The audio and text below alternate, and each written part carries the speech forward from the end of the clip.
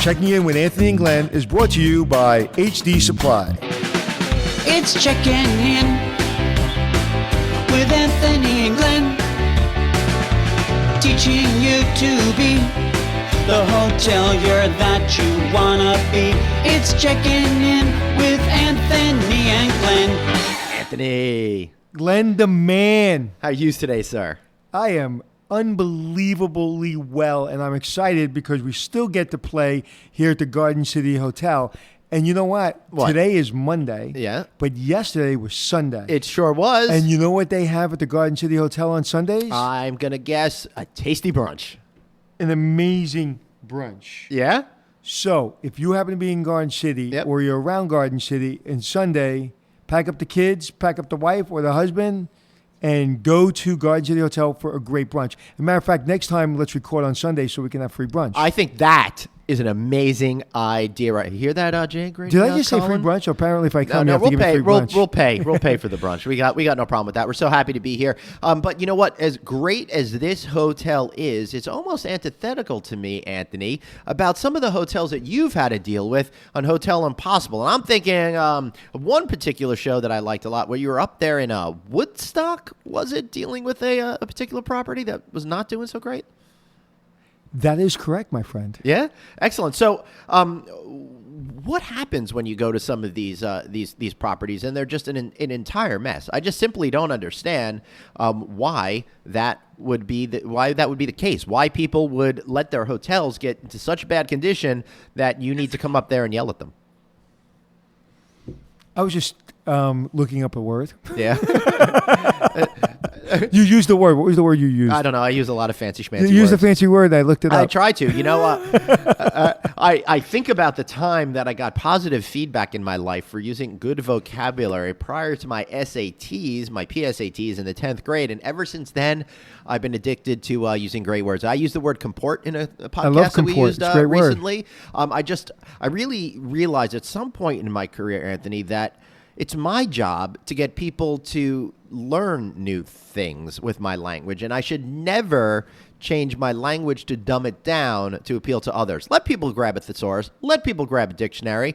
Let people learn from what Are you my saying you fancy dumb words. down this podcast for me? No, I'm saying I would never dumb but down. Are you saying that you may have to? No, I won't. I'm saying that you may, but I. So what was your I'm never SAT going score? to. My SAT. Embarrassingly enough, I've used language, and I became an English literature major. My math SATs were actually higher than my. What was your English. overall SAT score? I think it was 1190 or 1220 on a or something 1600 like that. scale. Yeah, back in the old days. Yeah, I was not what you would call a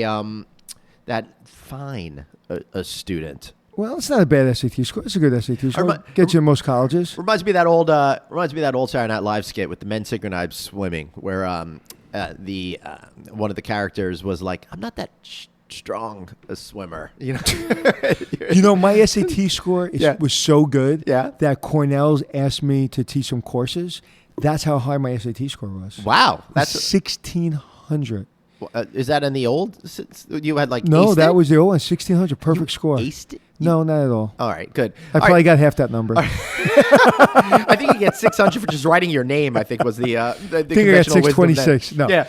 So let's not go back to those days. Back to this hotel in Woodstock. I mean, that particular episode of mine, it's just amazing to me how far it just went, that those people just let it go, how they seem to project the owner just didn't seem to care about a bloody thing, and then is stuck wondering why business is not doing so great. Well, one of the reasons we decided to talk about a show today on this podcast, and specifically the Woodstock show in New York, is because when an owner thinks they know better than the employee or better than the expert, they get themselves in trouble. So on the show that you're talking about, it was a lodge, restaurant, and cabin kind of resort. And it had seen better days. Mm-hmm. And the owners worked really hard, or thought that they worked really hard, and they tried really, really hard to make a living. But when you're trying to make a living off of saving expenses, you start not putting money back into your property. So at one point they had a pretty good property, and then they started trying to save money because the economy went down, and they had a very, very, very, very dangerous, underlined 6 times, in my opinion, cabin and resort. So when I first got onto property, you can literally see that the cabins were not on concrete. They were built like 100 years ago or whatever, 80 years ago on soil. So what happens when it rains, Glenn, and your cabin is built on soil? I'm going to guess that over time, the wood starts to rot. Well, not only that, the building starts to shift. Oh, yes. Because the ground that's is right. shifting. Mm-hmm. So I walk into the building, and first of all, I walk around the building, and I see that it looks like the building's going to fall down. So I walk into the building, and I'm actually a little nervous that the building's going to fall on top of me. And it was really just an incredibly dirty and dangerous place. And I went into the bathroom, and I smelled just a foul odor, and the seal around the toilet. It wasn't me. The seal around the see, you got me all off. The seal around the toilet wasn't there. Do you know why it's important to have the seal around the toilet? So water doesn't leak out? Also, what else? Animals don't get in? What else? The gases, okay, start permeating the building. Right, because there probably is a cesspool, not a sewer system. 100,000%. Right. Ding, ding, ding. You got the answer right. So it starts to After come much into the poking building, and prodding from you. which is very dangerous for a number of reasons. So I asked the gentleman why, this is like that. And I said, and not only that, I can push this toilet over. So I kicked the toilet over. And he goes, well, if you come to my house, you can kick my toilet over too. I can surely kick your toilet over. I said, no, you can't come to my house, kick my toilet over because it's secured properly and sealed properly. So we get into this ridiculousness. Right. And his wife was kind of supporting him and eventually started to realize that. You knew what you were talking about. Well, see, not only I knew what I was talking about, Right. what I did was I realized pretty early on that he wasn't going to like me, and he actually asked me to leave. So I left. Right.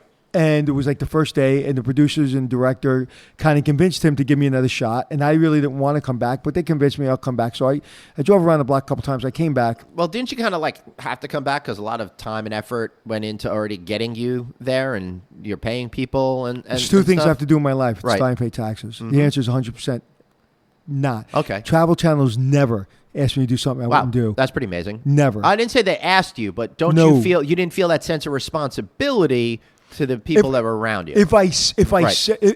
said I did not feel a sense of responsibility, I'd be lying. Right. But I didn't feel the sense of responsibility enough to go against my principles. I understand. And help somebody that doesn't want to be helped. Right. The director and producer convinced me that he'll give me another shot, so I went back. Okay, makes sense. And we had a scene and we talked to each other, and it seemed like it was going okay. So after that, I went to the producer and director and said, listen, this guy's going to throw me out in a day, but I want another day. But I want to make sure before he throws us out that we've made a really good argument. So I can sit here and argue, or we can get experts. So my unbelievable producers went out, and they went and found a roofer. They went and found a mold expert, and they went and found a building expert. Right. And they all went around the property separately, and the cameras followed them, and they all had their takeaway. Now, I didn't see any of this going on. When they were inspecting the building, I saw very little of their inspection. They came back to me at the end of their inspection, and I asked them on camera questions. And each person was very articulate, very smart, and was in their career for at least 30 years. Right. Now, I want to hear what they had to say and what you did about it. But the first thing we need to do is hear a word from our sponsor. So we'll be right back after this important commercial break. Hospitality professionals rely on HD Supply facilities and maintenance for the day-to-day maintenance of their engineering departments, housekeeping supplies, as well as their capital expenditure renovations. And why? Because they're reliable and they've been around for decades. They have over 100,000 products, and they have a nationwide distribution system. They have an amazing dedicated sales representation force, and they have the tools, technology, and specialized services to make your hotel spectacular.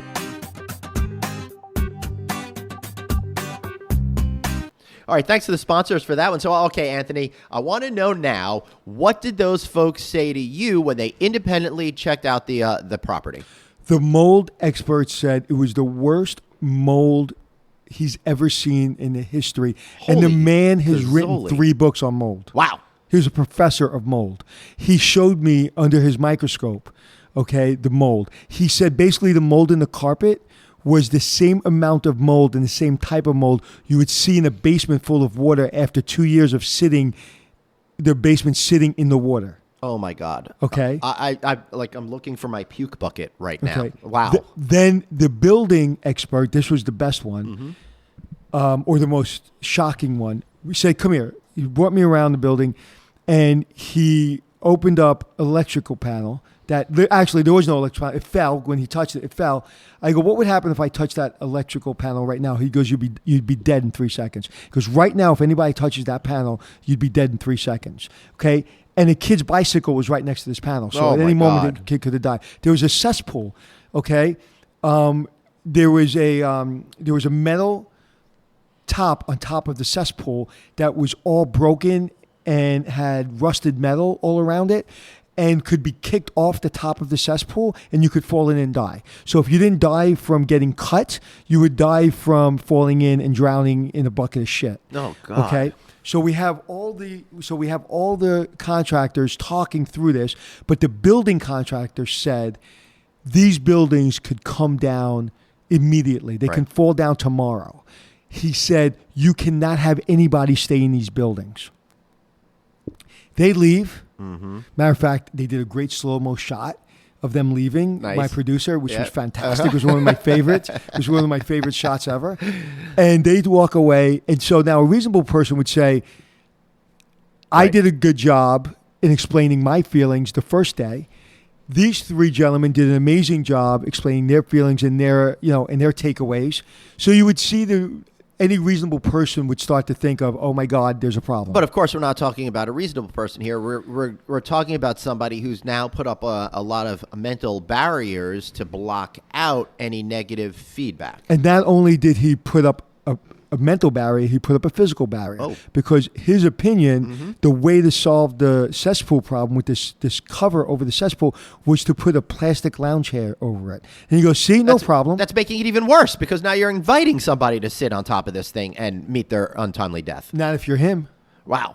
So that's an incredible thing. So when confronted with all of this truth and reality, to double down on it and pretend it's not only not happening, but then to almost mock you for it, that's a pretty serious situation that this person has put themselves with. He thought we were setting him up, which we don't. We don't set anybody up. And I challenge anyone to say we have ever set anybody up on this show. I think most people just set themselves up with their either lack of education or their hubris.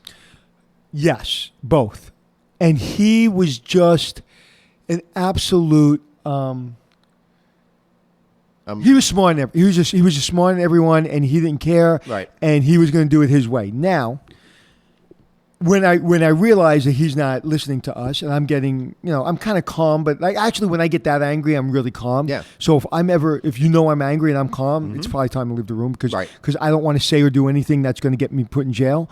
So I was very calm, which my producers know that's not good. And he was basically saying we're setting him up and all that stuff. Mm-hmm. And I turned to his wife and I said, what do you want to do? Oh, boy. And she said potentially the best thing and worst thing she could have said. Uh-huh.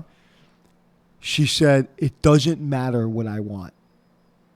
Wow.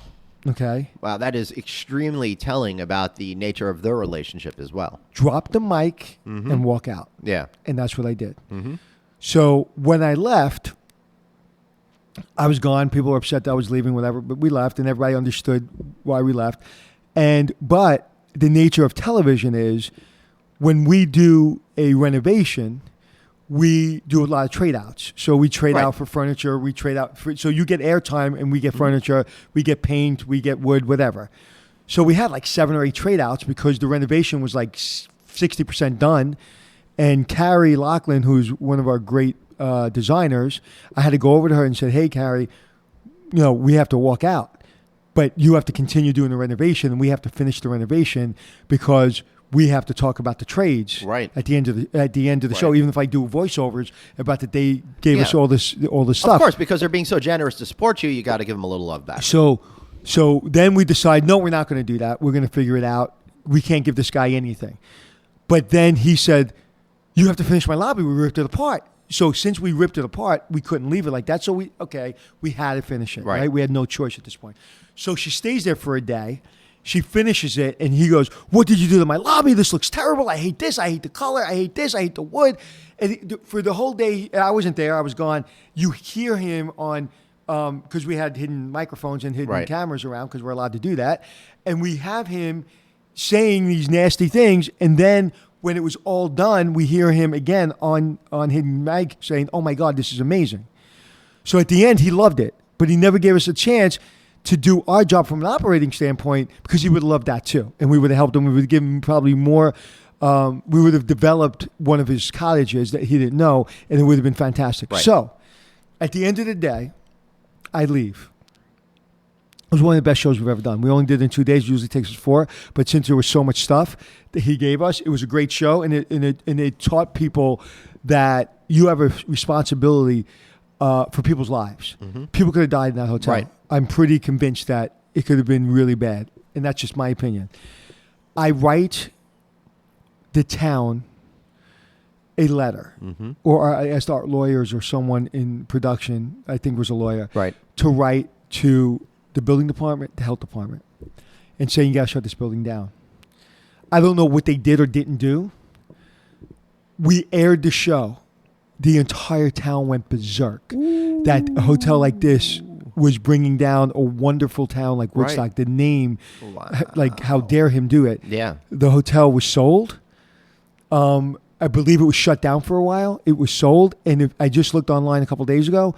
What a beautiful hotel. That's great. So there is a happy ending with this particular story, and when a hotel is in such a bad, deleterious condition, you pretty much have to close it down in order to reinvent it and rebuild it. But I would like to say to you, Anthony, what I'm thinking about here is, in all the 100+ shows that you did, it was such an oddball occurrence for you to walk out on somebody, to just say no more. I can't go on anymore with this show. But you're also not unfamiliar with people being upset that you're upsetting the carefully constructed house of cards that they've created to make themselves not look bad. Kevin Spacey. What was the difference between this guy and the other folks that you were able to get to see the light and come to the understanding that you're there as an advocate, not as an enemy? That is an insanely good question. And it's pretty simple. Mm-hmm. You have to want my help. It's okay to fight with me. What I knew instantly, I know when I'm beat. And my job is I want to win. Yeah. And because I'm competitive. I want to win, I want to help them. But if I know I'm beat, I'm not going to waste my time. So if I walk away on my terms, you didn't beat me. I decide to walk away. So, I'm sorry. I was going to say, a lot of the dramatic arc, though, of the shows that you put out there are that resistance up front before they have that wake-up call. I'm offended by dramatic arc.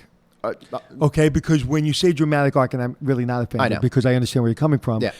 Dramatic arc means that we need the drama to make a good television show. We don't need the drama to make a real television show. Right. We may need the drama to make a good television show, but I'm not interested in making good television. I'm interested in making real television. Mm-hmm. And most of the time we get good television. If I would sell out to a narcissist, to a person that thinks he knows everything and the world revolves around him and doesn't want me there, my show would have been over before it started. Yeah, absolutely. I agree with that. But I think what I'm trying to drill down to is, what is it about this individual's personality that didn't have that wake-up call moment where they go, you know what, Anthony, you're right. I'm now on your team. Because I just said it. He's a narcissist, and he believed that he's married to this young lady for 20 years, and she says it doesn't matter what I think. Yeah, right. So she already knows his mind's made up. She knew what I knew. Mm-hmm. His mind's made up. So I always say, if I'm arguing and my voice is being raised and I'm getting very passionate, that means I care about you and I think you're a reasonable person. I'm going to eventually convince you that I'm right. Right. So I'm willing to fight. I'm willing for the struggle. I love it. Let's go, because at the end of the day, we're going to love each other, and you're going to be better, and I'm going to be better, and let's go, man. Let's fight. But if I feel you're not worth the fight, you're dead to me. Yeah. And so it's really more about you and less about what I want. It's, do you want this? Are you willing to fight me? Are you willing to tell me to go screw myself? Are you willing to say you're wrong, Anthony? And are you willing to say you're wrong, but this is the way I would want to do it? And thanks for coming. And I think, your ideas are some of them are good, some of them are bad, but I'm going to do it my way because I think this is better. And then you give me an opportunity to get in. You're getting to me to build that painting, that beautiful painting that I want to build, and I want it, when people see the painting, I want them to say, what a beautiful painting. But you went through a lot of pain to get to that painting, right? I can fight through that for a great painting. Right. I can't fight through, Anthony, you're an idiot. I'm smarter than you. I've never run a hotel outside of this hotel I'm running, and you have no idea what you're doing. I can't fight that because I have 32 years of experience.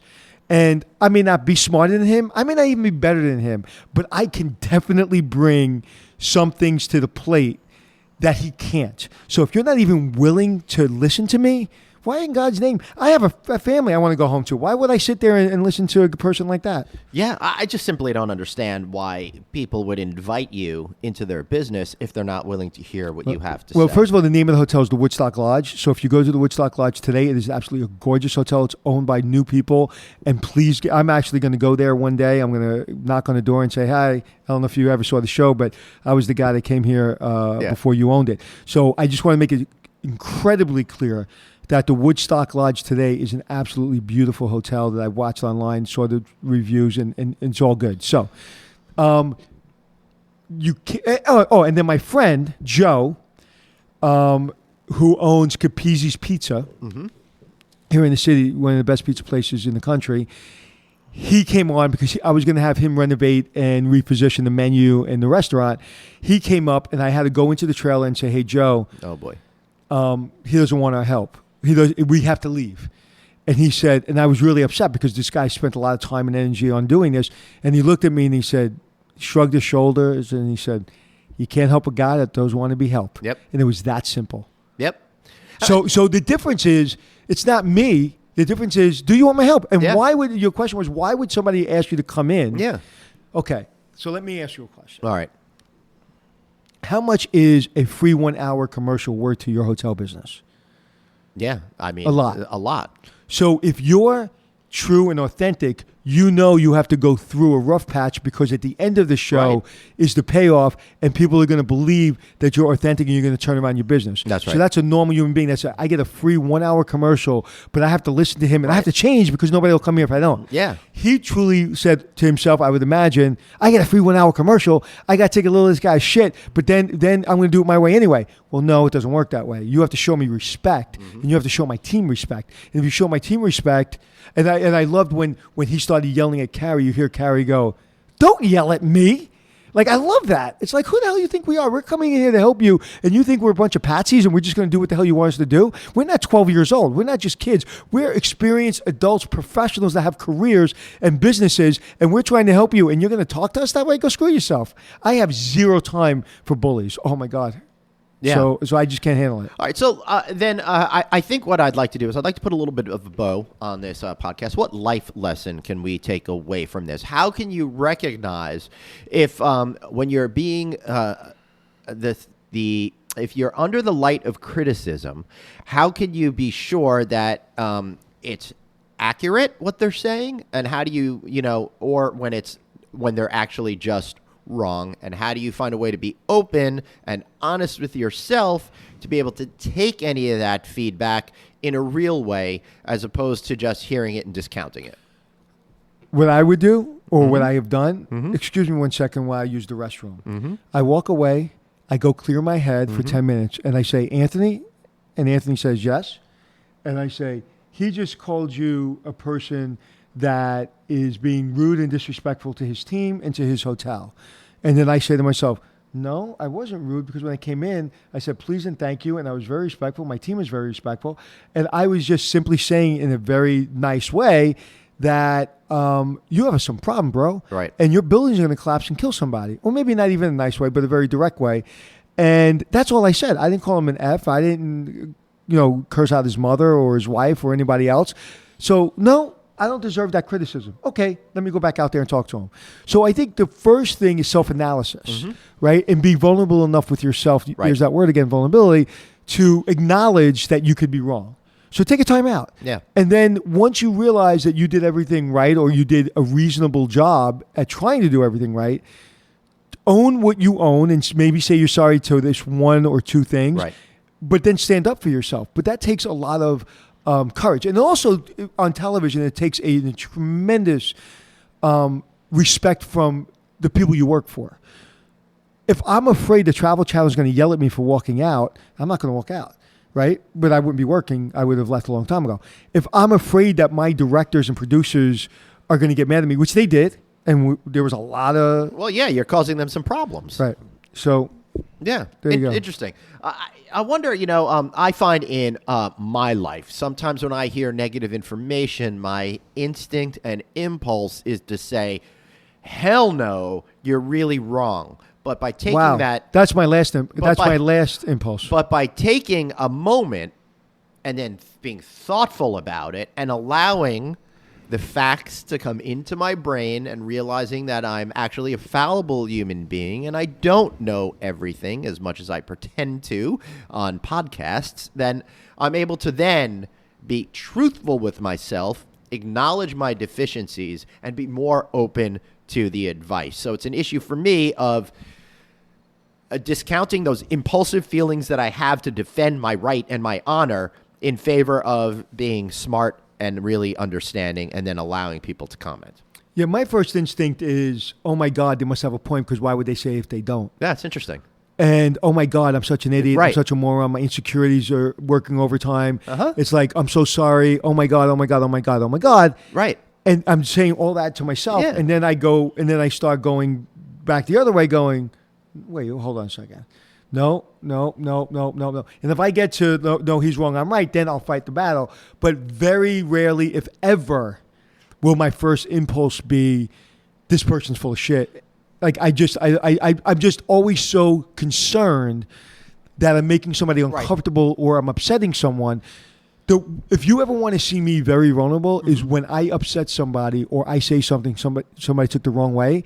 I will move mountains in the world to make sure that they understood my intent. Now, if my intent they didn't like and hurt their feelings and I was being honest, I can live with that. Right. But if I meant A and they took it as B, I will work overtime until my dying day to say, that is not what I meant. I find it's fascinating that we both arrive at the same place, being open to criticism. But I arrived there better. Yes. Well, you've got a much nicer car. I'm kidding. He's not kidding. He does have a much nicer car. Okay. So I do think, though, that the human experience is so fascinating to me that we're both reacting, on instinct in very different ways. But by using, intelligence and logic, we're able to then come to that point of realization and understanding. Yes. And there's another point I think we should take away from this is, someone asked me the other day, what happens when I'm working for a boss who doesn't care about service and is just bottom line driven and doesn't really pay attention to me? And I said, leave. Mm-hmm. And they're like, wow, I can't leave. I said, no, because you're not changing that person. I knew immediately I wasn't changing that. You know when somebody has an opening that you can change, like they're giving you an opening, you know that. You feel it. Whether you have a lot of experience or you don't. You know when somebody's reasonable and you know when somebody's not. But what I'm lucky about was I have a production company, Bruce Klein, who's the president, and Travel Channel, so two companies that we work with that never... Like, the people under Bruce Klein always asked me to do things that I didn't want to do, or sometimes asked me to do things, but Bruce never did.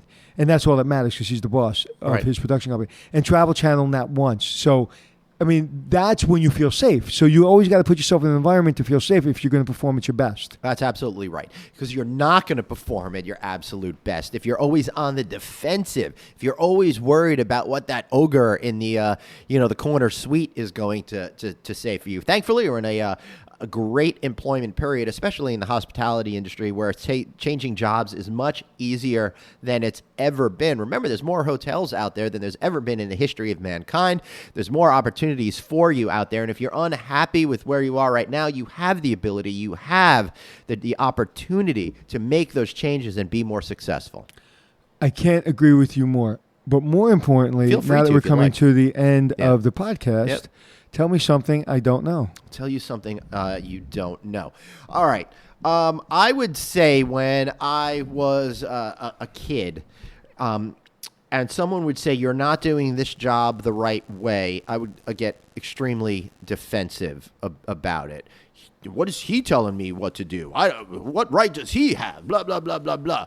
But when I finally came to the realization that, you know what, these people actually want to help me excel in my career. They want me to do better. It's not coming from a place of negativity. It's actually because they liked me, they cared about me, they want to see me succeed, that I realized that if I listen to smart advice from people that have been around before, that have done this before, I too will be successful in my life. Yeah, but when did you get kicked and realize that wasn't serving you well? There must have been a moment where that there was an epiphany because you were being a little bit of a brat and somebody said, hey, dude, stop. Or did you get fired? Did you get yelled at? Did you get disciplined? I mean, something happened to curtail that. I don't think I got fired or disciplined as much because the quality of people that I was working with at the Gap, for example, where I worked with, or at Wendy's where I worked with, or at the old consumers distributors place where you would go and you'd flip through a catalog and I'd run and get the stuff out in the back. Those environments were not environments that made me excel. So I didn't. So you felt you were better in those environments? Yeah, I bet I did.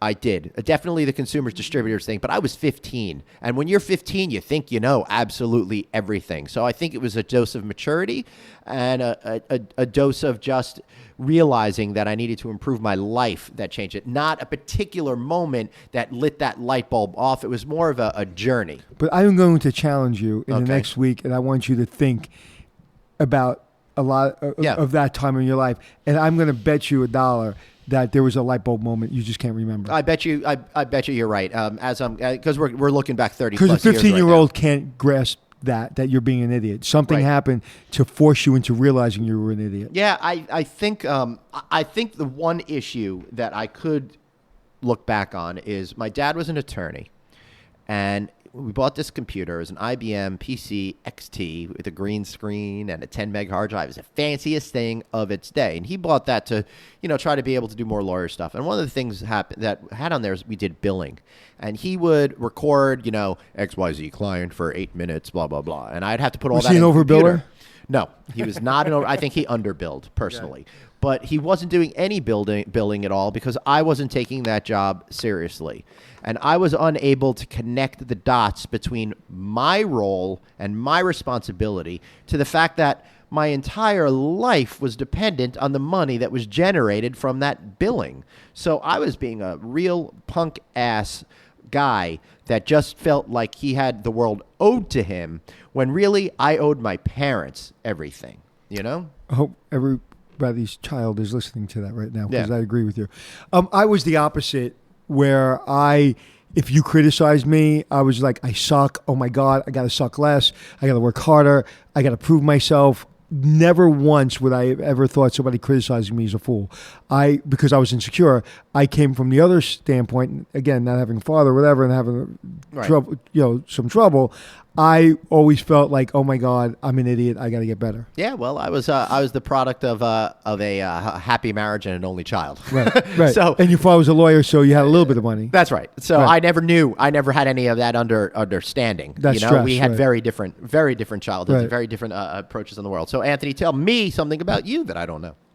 What you don't know is that I was in a ribbon contest with Joey Chestnut in Reno, Nevada, about 4 years ago, and I came in 5th place. That is awesome. How many ribs did you eat? I don't remember. They did it by pounds. What the They hell weighed were it you before and thinking? after. Well, I was on a show. I was Yeah. doing a show in Reno, and Joey Chestnut was in town, and Yeah. my producers were like, hey, Joey Chestnut's doing a rib eating contest. We're going to ask him if you want to be part of it. And another thing you don't know is I don't like eating chicken on the bone or ribs. I don't like eating anything on the bone. So I was like, yeah, I'll do it. I figured I'll get over it. I get on stage. There's like 10 of us, 11 of us, 12 of us. Joey Chestnut is, as people that don't follow the Nathan's hot dog eating contest, on July 4th, he's the guy that eats like 600,000 hot dogs in like 10 minutes.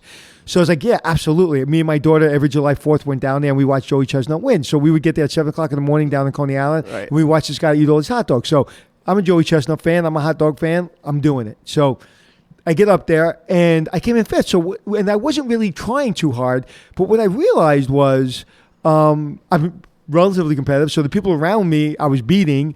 So if I worked even harder to beat everyone on stage, including Joey, I think I would have came in like second to Joey. Wow. So, but it was nice meeting Joey. And then I saw Joey in the bar that night. I was walking through the lobby in Reno, going back to my hotel room, and he was having a couple drinks. And me and Joey Chestnut hung out and talked about hot dogs. Well, that's fun. Yeah. I love that. And look out for Anthony as the new host of Man vs. Food next year. I think you're No prepared for one that. could ever do that show, Man vs. Food, better than Adam Richmond. No, I agree. I really like that show when it's on. All right, so let's wrap this bad boy up. Anthony, how can we find you? You can find me at Anthony Hotels anywhere on social media. And you can also find us on Checking In with Anthony and Glenn on Instagram. But also on Facebook and also on LinkedIn. Drop us a line. Let us know what topics you want to hear, what you think of the show, and any advice that you might want in your career, in your personal life. Hey, we're not licensed therapists, but what the heck? We're here for you each and every week, twice a week, as a matter of fact, here on Checking In. And you can find me at Traveling Glenn. You can also listen to the No Vacancy podcast, the Hotel Design podcast, and, of course, the Hotel Tech podcast. I like how I said, and, of course, like you guys know what that is. But please listen to all those shows. And as we would say, thanks for joining Two Morons on the Mic. Yes. I love that one so much. Guys, for Anthony and myself, Glenn, thanks for checking in. It's Checking In with Anthony and Glenn, teaching you to be the hotelier that you wanna be. It's Checking In with Anthony and Glenn.